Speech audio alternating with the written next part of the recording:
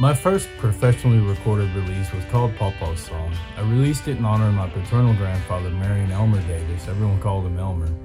I called him Paw Paw, and all his grandkids called him Paw Paw. But he had a profound influence on our lives. He was a combat veteran of the Korean War. He served in the Battle of the Pusan Perimeter, and it was something he honestly didn't talk a lot about. He never really shared it with us grandkids until I came back from my second deployment from Sadr City, Iraq. After that deployment, he and I walked through the National Infantry Museum together, and he would talk about some of the dates on the walls and put real life people's names to the things that happened and the trauma that happened in the Korean War and for our veterans that served there. So we were able to relate on that level. So I got to know a different side of him. So Papa's Song was the last conversation I ever had with my grandfather. The song recreates that conversation almost word for word. I was just fresh off the plane from Afghanistan. I'd been over there going on maybe 10 months. Coming back, I got off the plane. He was one of the first people to call me. He said, I'm proud of you and welcome home and I love you. And just kind of talked for a while. And it was a week later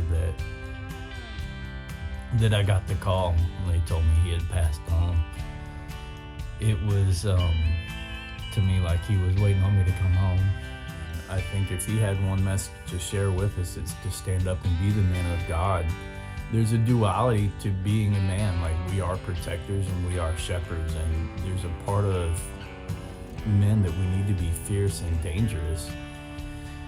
There's threats out there, and we are the line of defense. But there's another side to being a man, and that's being the gentle spirit that's able to hold the babies and able to nurture children and able to nurture our young children into healthy adults. There's a role that men play in raising daughters. And there's a role that men play in raising sons that I think that role is sometimes swept away and lost in modern life, especially when you've got men that father children and leave and don't want to play an active role. So my grandfather had a message and a legacy to leave. It was really that of what it means to be a godly man.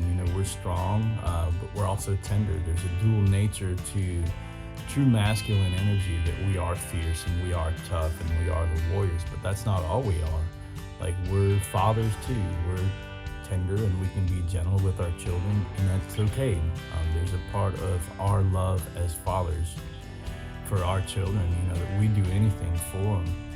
And we want them to grow up and be healthy. There's a role that men play in raising happy, healthy, well-adjusted daughters too. And we've got to stand up and embrace those values. And I think his message to us as we are men is to stand up and be men of God. So to close in talking about Papa's Song, one day our children are going to say goodbye to us. Our time on this earth is limited. And so there's a question of, what will your legacy be? Will it stand up and be a man of God and be someone that your children, your grandchildren, and even your great-grandchildren will be proud of?